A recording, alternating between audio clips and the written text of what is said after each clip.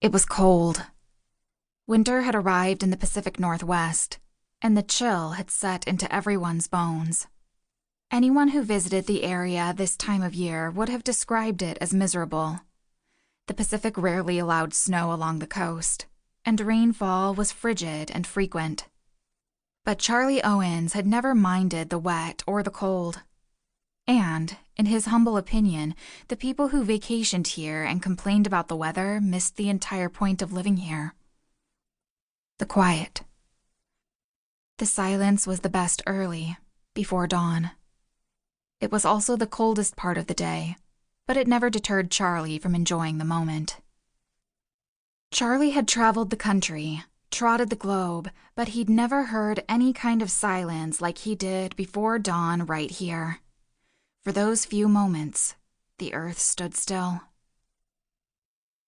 A boat horn in the sound quickly broke Charlie's trance, and he pocketed his hands as he stared out onto the choppy seas.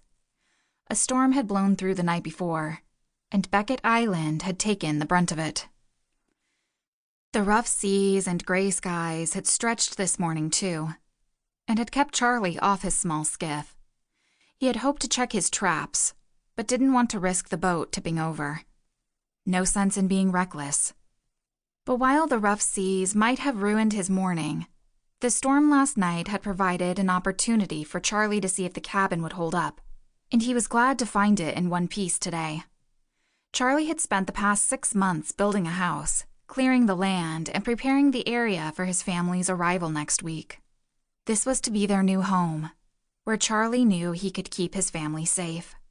Beckett Island was one of the larger islands in the Sound, home to less than 200 people, but the slow, simple life was part of the island's charm.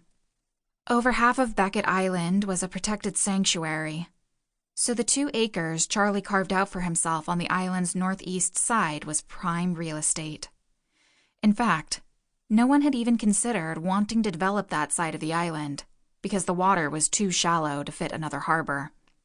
The 3-bedroom, 2-bath log cabin had more than enough space for the Owens family. But not everyone was thrilled about the move, least of all Kayla, his teenaged daughter. But his wife Shelley and son Benji had at least warmed up to the idea. The move here had sounded crazy to everyone Charlie had told, but they hadn't seen what he had. Charlie's previous job was a contractor for the Defense Department. Most of his work was classified, and threats Charlie witnessed, and sometimes neutralized, along with the information he was privy to, made him understand the true dangers the world faced. Overwhelmed, Charlie retreated to Beckett Island, where he hoped to secure a better future for his family. Beckett Island was small, and the families here were wonderfully friendly and down to earth. It was the kind of place Charlie wished he had grown up. Instead of the foster homes he bounced around, never having a place he could call his own. Now, he did. The house wedged in the center of the 2 acres of land was simple but sturdy and provided him everything he needed. A garden produced vegetables. Bees helped give him honey, which he used to sell at the market on the weekends. A chicken coop provided fresh eggs, and the sea provided fresh fish and crabs every day. One of Charlie's last projects, the one he finished yesterday, was installing a flagpole outside the cabin. The concrete had set nicely, and all that remained was to fly the flag, but he would wait until his family was here with him. It was a slice of paradise, but it hadn't come without hard work and sacrifice. Because there was no infrastructure on this side of the island, Charlie had to become completely self-sustaining. He installed his own water catching and filtration system, had solar and wind generators for power, a few gas generators just in case they were needed, and a satellite that provided him an internet connection. It had taken an immense level of commitment and drive, but Charlie had never shied away from a challenge. His former employer once called him a dog with a bone. Once he had caught a scent, he couldn't let it go. His wife had echoed similar statements.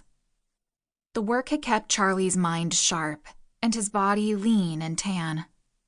But even though he dressed most days in flannel, swinging an axe, Charlie kept his face clean-shaven, and his brown hair trimmed short.